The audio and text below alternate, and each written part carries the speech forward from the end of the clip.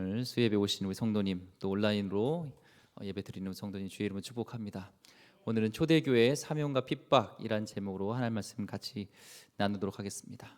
지난 시간에 보니까 이 초대교회 부흥이 있고 기적이 있었지만 또 서로 나눔과 섬김을 통하여서 서로 그런 사랑이 나눠졌던 모습 속에서 또 아나니와 삽비라의 부부의 거짓된 성령 거짓된 모습으로 인해서 또 심판받았던 그런 모습들을 우리가 살펴봤습니다. 오늘 이제 초대교회의 또 이제 핍박과 또 그들의 주신 사명에 대한 부분들을 같이 나누려고 하는데요. 요즘 이제 매스컴을 보면 이제 월드컵이 또 시작되었습니다. 아시나요? 카타르 월드컵이 시작되어서 특이한 것은 겨울에 시작한 월드컵이었고 중동에서도 열리는 처음의 월드컵이었습니다. 그렇죠? 어제는 사우디랑 어디 아르헨티나랑 해서 사우디가 이겼어요. 사우디 잘 사우디 죄송합니다. 좀 마음을 열기 위해서 오늘 이렇게 시무룩하셔가지고 안 되는 아재 개그를 써봤습니다. 오늘 구강이 공휴일을 정했더라고요. 와, 그래서 참 이게 문화 스포츠는 사람을 마음을 열고 또 하나가 되는 놀라운 또 힘이 있는 것 같아요. 또 이 개최 카타르 월드컵 이렇게 시작할 때 그 주제가를 우리 BTS의 정국 불렀습니다. 최초로 우리 이 다른 나라의 월드컵에 다른 나라 가수가 부르는 것이 그런 경우가 없대요. 그렇죠? 그러니까 얼마큼 그 당대의 그 시대의 최고 아티스트가 이게 월드컵 무대에 쓰는데 바로 우리 한국 가수가 쓴 것만 해도 자부심이 대단한 거죠. 그래서 하나님께서 이 대한민국 조그마한 나라지만 이렇게 한류로 또 하나님께서 우뚝 세워 주시는 이유는 또 복음 전하며 전 세계에 선행을 끼칠 그런 하나님의 소명이 있는 줄 압니다. 물론 좀 경제적으로 또 여러 가지 정치적으로 막 뒤숭숭하고 어렵지만 또 그런 것들은 또 믿는 자들이 또 기도하고 또 하나님께 나아가라는 또 하나님의 사인 줄 알고요. 더 기도하고 더 모이게 또 힘쓰셨으면 좋겠습니다.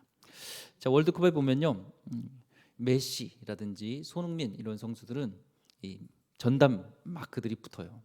왜냐하면 안 붙으면 그들은 기회만 나면 그냥 골을 넣어버리니까 전담 마크가 붙죠.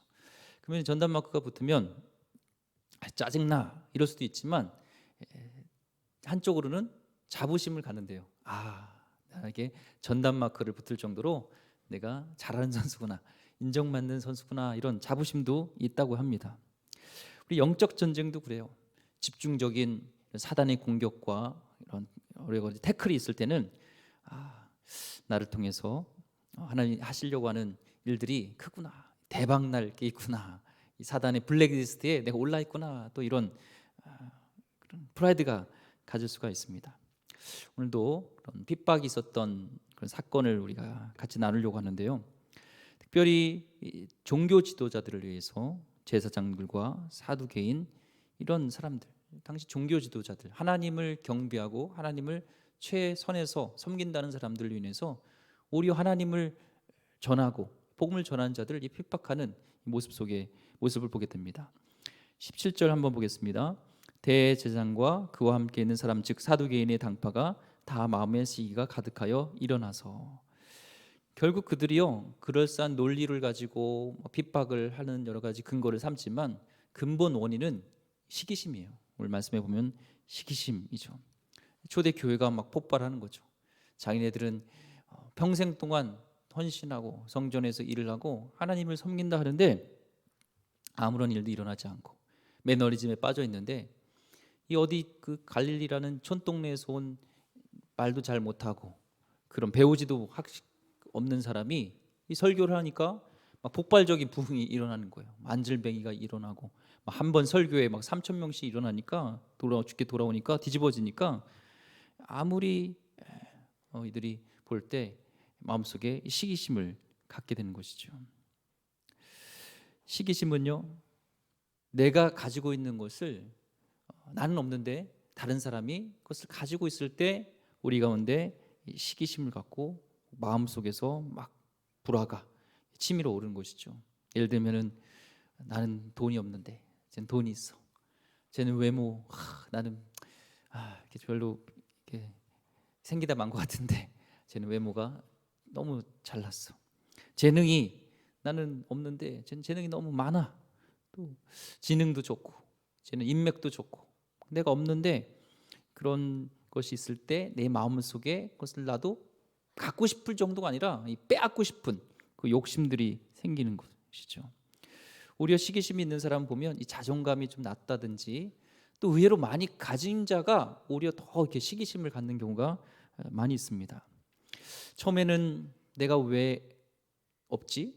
쟤는 있는데 시작했던 것이 이제는 나도 없으면 너도 없어야 돼 이렇게 시작되죠. 이 마르크스 혁명이 위험한 게 그렇습니다. 이 부르주아들, 돈 있는 자들은 그들이 얼마큼 노력해서 그 재산을 모았는지 이런 거 생각하지 않고 내가 없는데 쟤는 이렇게 많어, 그러니까 너 거 다 내놔 해가지고 뚜들겨 패서 그 재산을 같이 강제로 나누는 것, 하향 평준화시키는 이런 위험성이 있습니다. 시기심에서 나타난 거죠. 구약에서 하나님께서 많은 것을 주셨던 그런 왕이었던 사울 왕, 그는 하나님의 많은 축복을 받았는데도 불구하고 이 다윗은 자기는 천천히고 다윗은 뭐죠? 만만이라는 걸로 해서 그 시기심이 시작해서 이제는 막 발동이 돼서 결국에는 자신의 그런 자아를 파괴시키고 하나님을 대적하는 그런까지 간 것이 사실은 이 시기심이었습니다. 하나님을 대적했던 거죠. 우리 마음속에 나는 시기심이 없는가 한번 생각해 봐야 돼요. 이 시기심이 참 위험합니다. 이 시기심은요, 멀리 있는 사람한테 생기지 않아요. 가까이 있는 사람. 빌 게이츠 왜 이렇게 돈이 많은 거야? 질투나 그런 사람 없어요? 빌 게이츠가 돈이 많든 이렇게 요트를 타서 여름에 휴가를 보내는데 몇십억 썼대요. 50억. 그러니까 사람들이 그러더라고요. 그건 껌값이라고. 빌 게이츠한테는 그런 거예요. 질투하지 않습니다. 그런데 가까이 있는 사람에게는 사촌이 땅을 사면 배가 아픈 것처럼 가까이 있는 사람한테 이 시기심이고, 이 시기심의 원조는 누구예요? 사단이에요. 사단. 하나님처럼 했던 그 시기심으로 인해서 타락해버리는 사단이 되었던 천사가 사단이 되는 것. 우리 가운데 또 신앙생활하는데 중요한 것이 이 시기심을 내려놔야 됩니다. 당시 이 종교 지도자들 하나님을 사랑한다고 했지만 시김을 통해서 지금 자기들이 하는 것이 어떤 일을 하고 있는지 모르고 지금 일들을 하고 있습니다. 이 시기심과 관련된 이야기인데요. 어떤 알렉산드리아 주교가 있었습니다. 사단이 그를 넘어뜨리려고 막 공격을 하는 거예요. 너무나 경건하고 사람들을 섬기고 하나님을 사랑하는 그런 경건한 이 주교이기 때문에 사단이 막 공격을 하는데 이게 안 먹혀요. 그런데 이제 경험이 많은 사단이 왔습니다. 그래서 아무리 알렉산드리아 저 주교는 아무리 공격해도 이게 안 먹힙니다. 그러냐고. 그러니까 경험이 많은 주교 그 사단이 웃으면서 가서 그 알렉산드리아 주교에 대해 귀에 대고 삭삭삭삭 얘기했어요.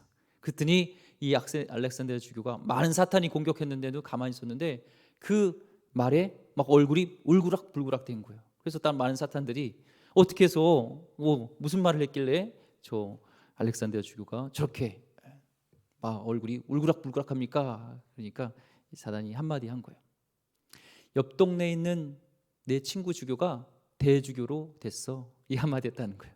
거기에 이 시기심이 발동돼서 그동안의 경건했던 모습은 사라지고 악의가 찬 모습으로 바뀌는 것이죠. 교회도 마찬가지죠.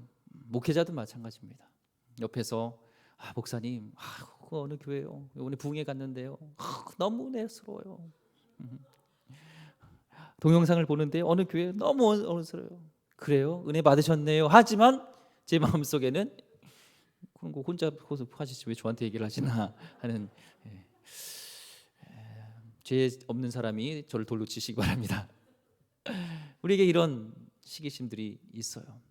목회자도 마찬가지요. 동기들이 잘 되길 원하고 동기야 우리 같이 가자, 동기야 힘내라 하지만 동기가 잘 나간다, 잘 된다면 우리 가운데 꽁 하는 마음이 있어요. 옆에 있는 사람들 같이 우리는 같이 우리 성도잖아, 우리 같이 구역장이잖아, 같이 우리는 신자잖아, 같이 우리 식구잖아 하는데요. 잘 나가 보세요. 나는 막 안 되는데 그러면 내 안에 꽁한 게 있을 수 있죠. 우리는 조심해야 되고 또 잘 나갈 때 너무 또 이렇게 뻐겨가지고 이렇게 시기심을 유발하면 안 되고 또 우리는 남이 잘 되는 것을 이렇게 칭찬해주는 마음이 필요합니다. 우리 한번 연습해 볼까요? 잘 됐습니다. 잘 됐습니다. 됐습니다. 예. 교회도 마찬가지예요. 보면요, 예, 교회에 이 성가대가 있잖아요. 그러면 1부, 2부 성가대가 있든지 보통 교회가 2부, 3부 성가대가 있습니다. 근데 이 성가대 치고요, 시기심과 질투가 없는 성가대가 없대요. 우리 교회는 안 그러겠죠? 근데 평균적으로 다 그렇대요. 다 조사에서 그랬습니다. 그래서 1부 성가대를 칭찬하면 2부도 반드시 똑같은 말로 같이 칭찬해야 돼요. 아니면 질투가 나타난다는 겁니다. 우리 교회는 안 그러겠죠. 그래서 가능하면요, 전요 칭찬을 똑같이 대본을 하려고 하고 박수도 같이 치려고 하고 안 하면 그냥 안 하려고 하고 그리고 하나님께 칭찬을 받았으면 좋겠다 이런 생각하세요. 그래서 담임 목사님이 왜 이렇게 칭찬을 안 해? 그런 마음 갖지 마시고 하나님께 받아야겠다 생각하시기 바랍니다. 그래서 누구를 개인적으로 이렇게 칭찬할 때는요, 반드시 거기에 시기심과 질투가 이 사단이 공격할 수가 있어요. 그래서 이 공개석상에서 칭찬하는 것은 사실 이렇게 좋지가 않습니다. 이 호스피스 사역하는 분들 보면요, 또 이 자원봉사하다가도요 싸운대요. 사실 사람이 임종하는 건 언제 임종할지 모르잖아요. 근데 호스피스 하는 사람이 내가 맡았던 환자가 갑자기 임종하는데 내가 잠시 밥 먹으러 갔다 왔어요. 그러면 임종 기도를 해줄 때 옆에 있는 사람이 임종 기도 해주잖아요. 그럼 왜 내가 맡은 환자인데 당신이 임종 기도 해줬냐고, 그걸 가지고도 시기하고 질투하는 경우가 있다는 겁니다. 주님은 사도 바울에게 얘기했죠. 내 은혜가 내게 족하다. 우리에게 주신 은혜는요, 각자에게 족하면 되는 거예요. 사도 바울은 그걸 알았어요. 왜 나에게 이 가시가 있습니까? 그걸 원망하지 않았어요. 내 은혜가 내게 족하다. 그걸 맞는 거예요. 왜 쟤는 건강한데 나에게는 왜 가시가 있어요? 우리는 이해할 수 없지만 내 은혜가 내게 족하다 하면은 그걸로 감사한 겁니다. 오늘 이 시간에 우리에게 각자 주신 하나님의 은혜가 족한 줄 믿습니다. 우리 인간의 눈이 아닌 하나님의 눈으로 봐야 돼요. 오늘 밤 시기 질투 있었던 것 있으면 내려놓고 받은 복을 세어보시고 하나님이 주신 은혜를 생각할 때 우리는 원수 마귀도 쫓아내고 질투 시기도 떠나가게 되어지고, 오히려 그 사람을 칭찬해주고 그 사람을 높이면요, 나도 똑같이 그 레벨이 되는 겁니다. 내가 성장하는 거죠. 오늘 종교 지도자들은요, 문제가 영적인 교만함과 시기, 질투가 있어서 지금 하나님이 어떻게 역사하고 계시고 성령님이 이 사도를 통해서 어떻게 역사하시는지를 지금 모르고 있습니다. 19절과 20절 말씀 보겠습니다. 주의 사자가 밤에 옥문을 열고 끌어내어 이르되 가서 성전에 서서 이 생명의 말씀을 다 백성에게 말하라 하매. 오늘 이제 풀려났던 이 사도들이 새벽부터 다시 복음을 전하는데 이 상황들을 이 종교 지도자들은 시기 질투에 사로잡혀서 지금 그런 걸 보지 못해요. 하나님과의 교제가 끊겨진 영적 지도자들은 더 이상 하나님의 마음이 어떤지, 하나님의 뜻이 무엇인지를 전혀 파악을 못합니다. 직분은 목사인데 하나님과의 교제가 한 500년쯤 이렇게 끊어진 관계가 되면 영적으로 이게 무감각한 겁니다. 하나님의 사람은 완전한 사람이 하나님의 사람이 아니라 하나님과 교제하는 사람, 하나님과 가까이 한 사람이 하나님의 사람이에요.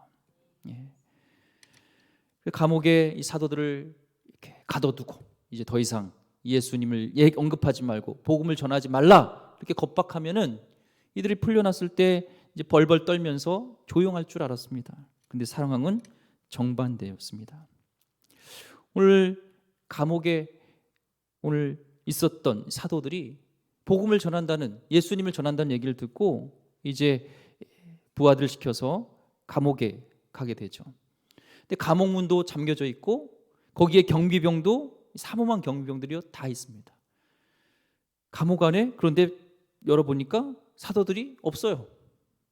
당시의 감옥은 돌로 된 두꺼운 감옥입니다. 그렇기 때문에 탈출하기가 어려워요. 불가능해요. 근데 모든 게 다 정상인데 이 사도들만 사라진 겁니다. 시간과 공간을 초월하시는 하나님의 역사가 이 가운데 일어난 것이죠. 저들을 보고 두렵고 떨면서 하나님이 저 사도들과 함께하구나, 이거를 캐치해야 되는데 이들은 그렇게 생각하지 않았어요. 24절 말씀에 성전 맡은 자와 제사장들이 이 말을 듣고 의혹하여 이 일이 어찌 될까 하더니, 뭘 생각했냐면 의혹하여, 혼란에 빠져서 이 상황을 해석할 수 없던 거예요. 산전수전 겪었던 종교 지도자들이 이런 상황은 처음 본 거죠. 하나님의 역사는 우리가 머리로 다 이해되는 것만이 아닙니다. 물로 어떻게 포도주를 만들어? 그거는 기체 반응의 법칙을 어기는 거야. 어떻게 사람이 무리를 걸어? 그것은 중력의 법칙을 어기는 거야. 어떻게 오병이어로 5천 명을 먹여? 12광주가 남아 질량 보존의 법칙을 깨는 거야. 라는, 우리 너무나 과학화되어 있는 우리의 상식을 생각하지만 하나님의 역사는 때로는 우리가 이해할 수 없는 신묘막측한 일들로 하나님은 일을 하는 것이죠. 고린도전서 2장 11절 말씀에 사람의 일을 사람의 속에 있는 영 외에 누가 알리요? 이와 같이 하나님의 일도 하나님의 영에는 아무도 알지 못하느니라. 하나님의 역사하심은 우리 하나님이 우리 가운데 함께 하시고 성령께서 알려주셔야지 정확히 알게 되지, 그렇지 않으면 오늘 여기 있었던 종교 지도자들처럼 이성학계 해석하고 우리 이거 어떡하지? 우리에 대해 이 사람들이 알아서 자기네 우리 손해 볼 것, 이것만 생각하고 있습니다. 24절에 이 일이 어찌 될까? 이 상황에 대한 두려움, 하나님을 인정하기보다 하나님을 두려워하기보다 바로 사람들을 어떻게 될까? 사람들이 예수님으로 인해서 또 동요되면 어떻게 되지? 이런 걱정만 하고 있는 겁니다. 26절에 성전 맡은 자가 부하들과 같이 가서 그들을 잡아왔으나 강제로 못함은 백성들이 돌로 칠까 두려움이더라. 그렇죠? 하나님의 눈치를 봐야 될 종교 지도자들이 사람의 눈치를 보기 시작합니다. 우리는 사람을 사랑하고 포용해야 되지만 사람의 눈치를 보는 것은 안 돼요. 이 사람 저 사람 눈치만 보다가 보면 우리 인생은 서글픈 인생이 됩니다. 하지만 사람은 사랑하고 품어주되 우리는 하나님의 눈치를 봐야 됩니다. 감옥은요, 사람들이 제일 싫어하는 곳이었어요. 12사도가 예수님을 전했다는 이유로, 복음 때문에, 예수님 때문에 감옥에 갇히게 되었습니다. 사실 우리가 신앙생활할 때 이런 경우가 있죠. 우리가 받아들이기가 어려운 경우입니다. 내가 헌신을 했는데, 주님 때문에 직분도 맡았는데 나에게 돌아온 것은 고난이에요. 감옥이에요. 이때 우리는 어떻게 해야 돼요? 오히려 감사하고 기뻐해야 되죠. 베드로전서 4장 14절 말씀에 너희가 그리스도의 이름으로 치욕을 당하면 복 있는 자로다. 영광의 영 곧 하나님의 영이 너희 위에 계심이라. 아멘. 우리가 주님 때문에 모욕을 당하고 핍박이 있을 때 다른 사람은 경험할 수 없는 하나님의 은혜와 하나님의 감동이 분명히 있다는 거예요. 하나님의 사자가 밤에 옥문을 열게 하시고 그들을 탈출시킵니다. 고난 중에 하나님이 개입하는 것은요, 우리가 늦은 것 같지만 하나님의 타이밍에 정확하게 역사하시는 것을 보죠. 혹시 우리 성도님 인생 가운데 힘든 감옥에 갇혀 계신 분이 있습니까? 너무 오래 아파서 병이라는 감옥에 갇혀 있는 분 계십니까? 사업이 안 풀려서 그런 재정적인 압박에 갇혀 계신 분이 계십니까? 가족과 오랫동안 틀어져 있는 관계 속에서, 또 누군가 직장 동료와 틀어져 있는 미움에 갇혀 있는 그런 감옥에 계신 분이 있습니까?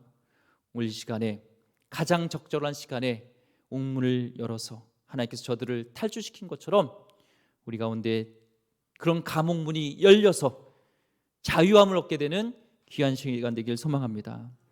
이 철옹성 같은 감옥을 열어주신 것은요, 또 이유가 있어요. 특별한 사명을 위해서 저들을 감옥에서 나오게 하셨습니다. 이쯤 되면 수고 많았다 먼지를 툭툭 털어주면서 이제 됐어, 너무 수고했어. 여기까지. 집에 돌아가서 쉬어. 이래야 될 텐데 20절에 뭐라고 말씀하시면 가서 성전에 서서 이 생명의 말씀을 다 백성에게 말하라 하며. 하나님 너무하시죠. 방금 전까지 지금 감옥에 있었는데 어떤 고생이 있는지들 모시고 꼭 감옥에 없었던 사람처럼 다 리셋된 것처럼 새로운 시작하는 것처럼 다시 성전에 가서 생명의 말씀, 복음을 전하라고 지금 얘기합니다. 감옥에 탈출했으니까 탈옥 스토리를 들려주고 싶을 수도 있어요. 그리고 이게 이 간증이 더 좋을 수도 있어요. 사람들한테 잘 먹힐 수가 있어요. 근데 하나님이 원하시는 것은 다른 게 아니야. 너가 감옥에서 어떻게 탈출했던 그 간증이 아닌 저의 생명을 살리는 예수 그리스도의 복음, 저 영혼을 살리는 그 복음을 전하라는 그 사명에 초점을 맞추고 있는 것을 보게 됩니다. 주님께서는 영원히 죽을 우리를 구원하시기 위해서 예수님께서 십자가에서 달리시고 부활하심으로 우리에게 영원한 생명을 주셨습니다.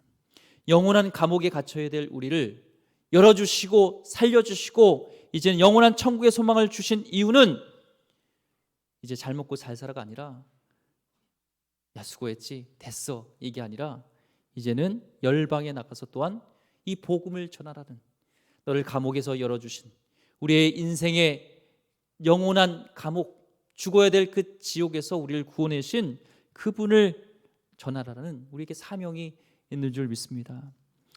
우리에게서 이 생에서요 끝나는 날은 건강 나이가 아니라 우리에게는 사명 나이예요. 사명 나이.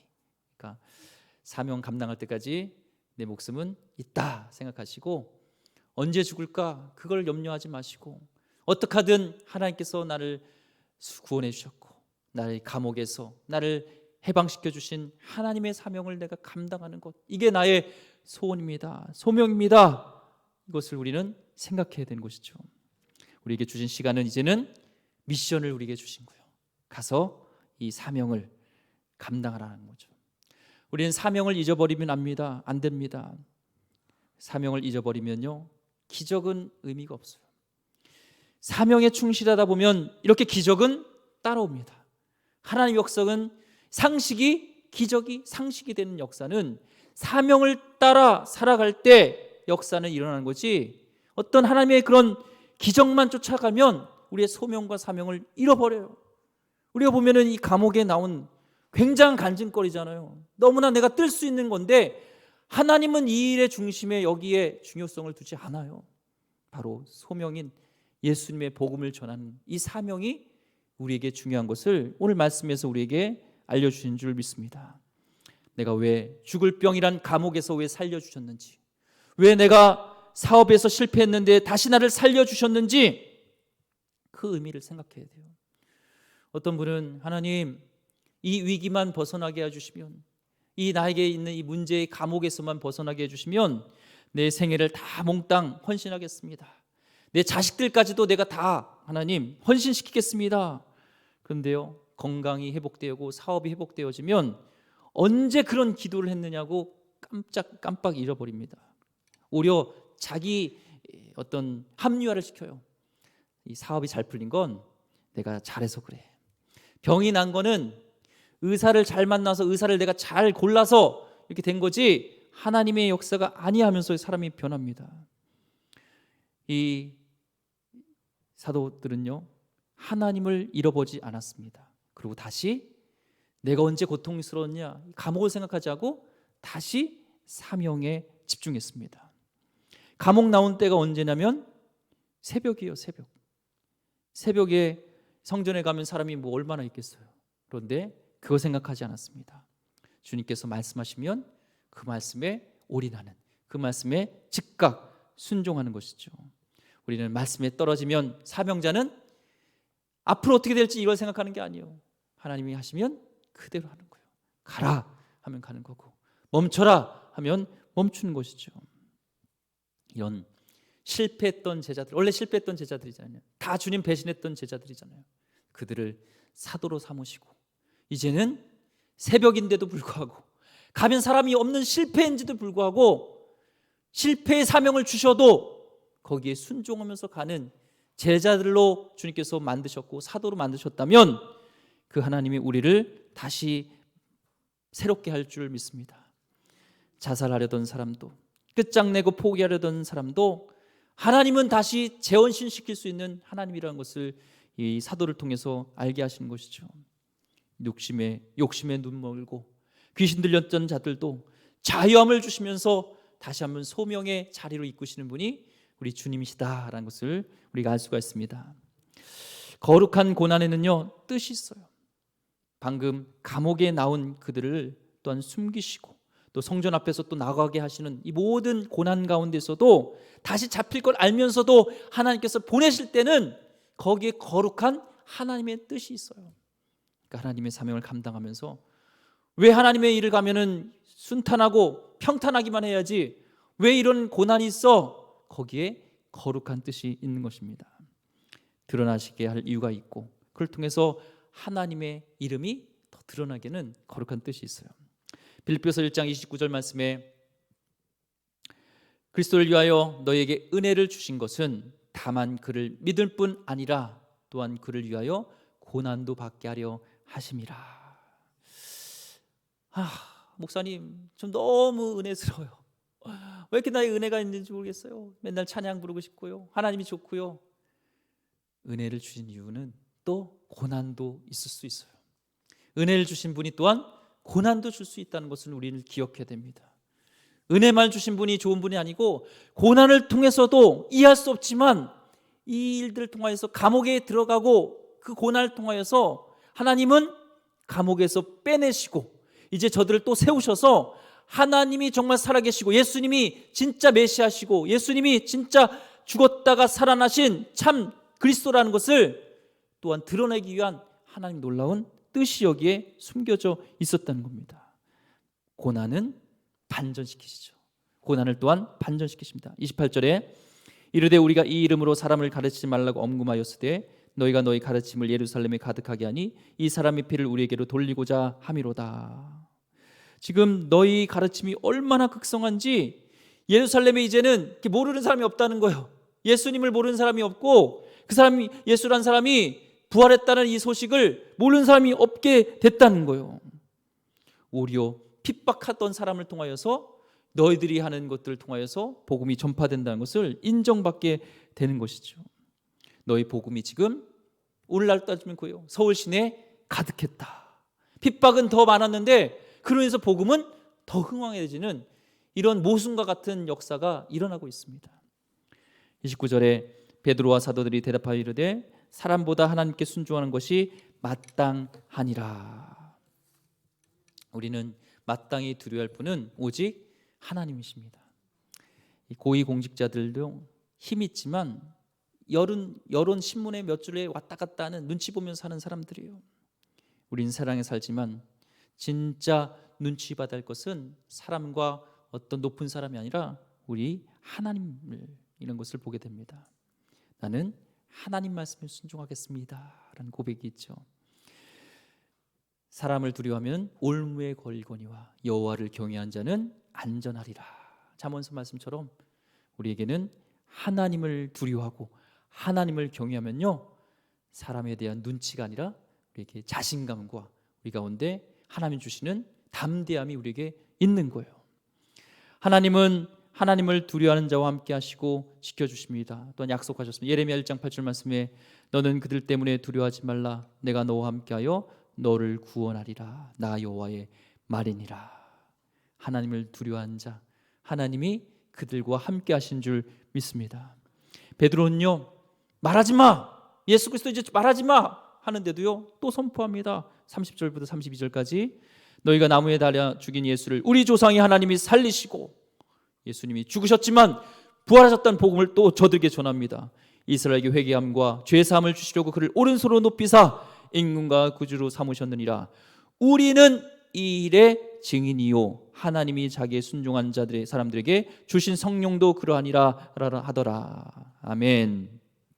십자가 예수 그분을 못 박은 자들이 너희지만 우리 예수님은 말씀 그대로 부활하셨다. 오늘 말씀을 좀 정리하려고 합니다. 한국의 최초의 순교사님이라고 하면 순교자라면 이 토마스 선교사님을 얘기하죠. 대동강변에서 와서 뭐 한 게 없어요. 그를 이 대동강변에 왔을 때 그를 죽이려고 했던 포졸이 있었습니다. 그 사람은 박충건이라는 사람이에요. 칼을 뽑아들었을 때 그에게 할 수 있었던 것은 성경책을 한 권을 급히 건네줬습니다. 웃으면서 내밀고 그리고 마지막 기도를 올렸습니다. 오 하나님, 사람이 자기의 하는 일을 모르오니 이 사람의 죄를 용서하여 주옵소서. 조선 땅에 뿌린 복음의 씨앗이 헛되지 않게 하소서. 내 영혼을 받아주소서. 우리가 볼 때는 그 죽음은 헛된 것 같죠. 그렇지만 그 선교사님의 그 성경책으로 인하여서요, 그분의 믿음의 기도를 통하여서요, 이 박충건 사람이 그 성경 통해 예수님을 믿게 돼요. 그리고 평양교회의 장로님이 되셔서 복음을 전하고 오히려 자기를 죽였던 선교사님이 주었던 그 말씀대로 살아가는 귀한 하나님의 신실한 일꾼이 됩니다. 오늘 베드로가 마지막 얘기했던 이 말씀을 우리는 마음에 새겨야 됩니다. 우리가 이 일에 다 증인이라. 이 우리에는 사도뿐만 아닙니다. 오늘 이 말씀을 주신 성경책이 오늘 우리에게 주신 것은 바로 우리입니다. 예수님의 십자가를 체험한 자가 우리는 주님을 위해서 죽을 수 있는 자입니다. 하나님을 체험하면, 그 은혜를 경험하면 우리는 세상에서 두려워하지 않고 담대할 수가 있습니다. 지금 정서를 보면 안티기독교, 또 교회에 대한 정서가 많지만 우리 예수님이 잘못한 게 아니에요. 교회에 온 것은 예수님이 잘못한 것이 아닙니다. 그 예수님을 자랑하고 영적 공격이 있을 때 오히려 대박을 터뜨릴, 하나님을 높일 그런 사용하시려고 하는구나 하면서 우리가 이 사명에 하나님이 나를 구원하신 이유를 다시 한번 생각하면서 소명의 자리로 다시 가길 원하고 핍박과 어려움이 있을 때도 예수님을 전할 수 있는 나의 용기와 담대함과 또한 내 안에 넘치는 그 주님의 사랑, 찌르면 예수님이 나올 수 있는 그 주님에 대한 사랑이, 그 은혜가 나에게 넘치게 달라고 기도하는 귀한 시간 되기를 주의 이름으로 축원드립니다. 기도하겠습니다. 하나님, 초대교회에 핍박이 있었습니다. 하나님, 저들의 핍박과 우리의 핍박이 좀 다른 것 같습니다. 하나님, 우리는 나의 문제 때문에 난 핍박이라 하지만 저들은 복음 때문에, 예수님 때문에 예수님을 전하다가 핍박이 있었습니다. 하나님, 또한 저들의 핍박을 통해서도 복음을 전하며 어떤 상황에도 사명을 잃지 않았던 것처럼 하나님, 바삐 살아가면서 우리의 사명을 잊어버렸던 것이 있다면, 환경에 따라서 우리가 사람의 눈치를 보고 살았다면 이제는 하나님, 주님만 다시 바라보고 주님께서 나의 주신 그 사랑에 얽매여서 주님을 전하며 주님을 증거하며 하나님, 인생의 나이를 걱정하는 것이 아니라 사명의 나이를 걱정하면서 주님 소명대로 살아가는 하나님의 귀한 백성 되게 하여 주옵소서. 어려울 때 주님께 헌신하고 하나님, 주님께 다짐했던 것들을 지키게 하여 주기를 원하고 어떤 상황에도 주님의 은혜를 잊지 않고 살아가는 하나님 거룩한 백성 되게 하여 주시옵소서. 귀하신 예수 그리스도 이름으로 기도드립니다. 아멘.